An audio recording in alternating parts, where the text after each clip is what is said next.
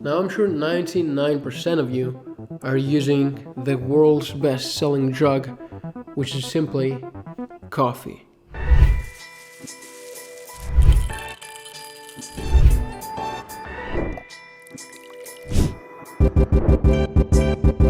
Now in this video we're going to be diving in the depths of how to drink your coffee properly if you're going to go that route, and how coffee actually destroys your energy, your alertness, and your focus, and how can it actually be detrimental to your productivity if used in the wrong way. First of all, before we dive into this any further, let's explain and let's analyze how caffeine works with your system, okay? How caffeine works is the follows. So there is a chemical compound in your brain that is called adenosine. Now, adenosine is required for sending the signals to your brain that you're tired and you have been awake for many hours and that you need to go to bed. Otherwise, all of us would stay up all day, all night without having issues, and we will eventually die without even being tired, right? However, adenosine building up in your system actually is responsible for that, and it builds up even more the longer that you stay awake for. So that meaning that naturally when you wake up in the morning, your adenosine levels in your system are going to be really minimal, close to zero, depending on if you're sleep deprived or if you're not sleep deprived. And now, as you stay up for longer and longer throughout the day, adenosine is going to be stacking on your system, and the longer you stay awake, the more adenosine you're going to have, the sleepier you're going to feel.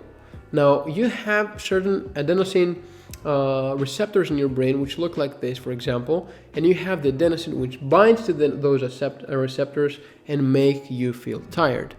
Now, what caffeine does is that it goes to those receptors and blocks them so that adenosine cannot actually bind there anymore. So, for a specific amount of time, caffeine molecules go there and block those receptors in your brain so that you don't feel tired, right? So this is how caffeine works, by making you feel not tired, pretty much. Caffeine will increase your adrenaline production in the system, will trigger adrenaline production, and will also increase your dopamine, which is really significant. And let's dive into how caffeine actually acts on your system regarding dopamine, okay? So after you drink your coffee, you're going to be enjoying your coffee, you're going to be liking the taste. You crave the taste and you enjoy the taste and how amazing and charged you get, right? This is because it elevates your dopamine above baseline. With elevating your dopamine production, when you increase your dopamine production, it's going to be rewarding your brain. This is why you crave more caffeine and more caffeine. Now, what happens when you actually do that and when you stick to drinking caffeine every day? This is a source of dopamine that your body gets dopamine from, right? Caffeine. Now, I know that you might experience, most of you are doing this, but if you are drinking coffee non-stop every day, for example, if you drink that, like most people are, 2 or 3 cups of coffee per day, you are depleting that dopamine of your system because you have sort of ran out of dopamine just by doing that action over and over again. Because the more you do a certain activity, the less dopamine you're going to get from it, and the more depleted your dopamine stores are going to be. What happens then is that because your body is going to be drinking more coffee, you're going to end up drinking coffee compulsively just because you're used to that, and you lack that, you crave that feeling that it makes you feel more charged, it made you feel better, you enjoyed the taste and everything about coffee, and you don't get that anymore. What's going to happen is that you're going to be needing more and more cups of coffee to get that dopamine, right? So what happens here is that you are going to be worsening your sleep and everything about your circadian clock, because you are going to be having high dopamine in your system all day and high energy, no adenosine in your system all day, okay? Now, another culprit I see people falling on is that they are drinking their coffee completely wrong. And another component of that is that the way that they're drinking their coffee in the morning. And I know 99.9% of you are drinking their coffees upon waking up, okay? So your morning goes something like this. You wake up, you go to the kitchen, you drink some water. If not, even worse, you make your first coffee, and then you jump straight to work, okay? And this is the worst and the most counterproductive thing you could do for your focus, for your energy, for your productivity levels, and generally for your morning and for your day you're setting your day up for failure if you're doing that. And why? Let me break this down for you. So when you're waking up, and actually the reason that you're waking up in the morning is cortisol. Cortisol is a hormone that is responsible for getting you out of bed and waking up pretty much, okay? It is responsible for getting you out of that 8 hours hibernation during the night and getting you awake and going.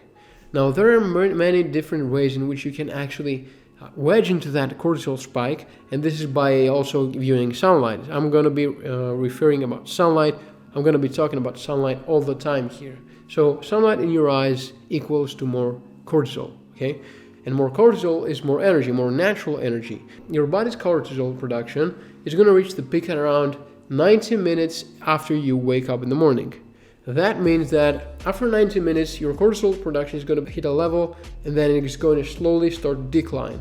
Now, the way that you want to have your coffee and the time that you want to have your coffee for maximum benefits is at around the point that the slope starts.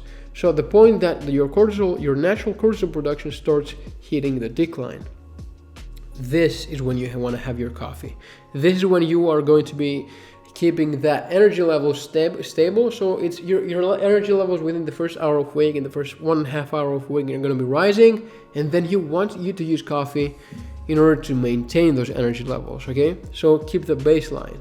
And then as the day gets longer and as you progress towards the day, you will naturally feel more tired, as you should be. Now, if you're drinking your coffee anywhere before that 90-minute spike of cortisol, you're going to be advancing that cortisol spike, and therefore you're going to be having a very, very, very advanced caffeine crash afterwards, okay? And this is particularly because your adenosine is, as I said, caffeine is going to be blocking those adenosine receptors in the brain, and after the coffee effects wear off, after the caffeine wears off and those receptors are free again, smaller amounts of adenosine are going to be creating bigger results. The results of adenosine, as I mentioned earlier, and as you now know, is that you are going to be feeling sleepy, and this is why you're having caffeine crash.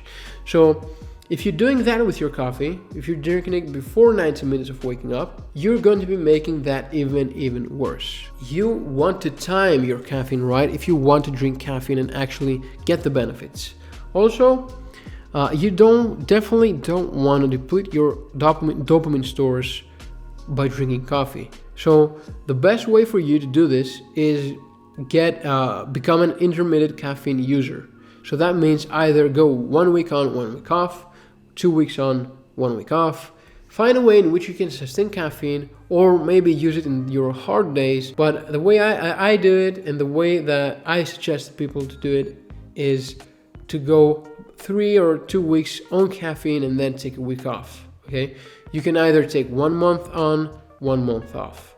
So it's somewhere in between that section that you can get on enough of caffeine that is going to get the most benefits around you, and is going to ensure that you do not develop a caffeine dependency, so that you don't actually require more and more caffeine to get the results, which will result in you messing with your sleep quality, which is something that you don't want to do. Now, if used correctly, caffeine is a really powerful weapon, and it will help you be more alert since it's since it's producing more adrenaline in your system, and it's going to be making you feel better if used correctly, and if you do not deplete your dopamine stores because depleting your dopamine stores can also lead to an array of other problems such as depression, poor motor coordination, and this is why very, very low dopamine levels is one of the side effects and one of the symptoms of Parkinson's disease or Alzheimer's. Now, another bonus tip that I will add for you: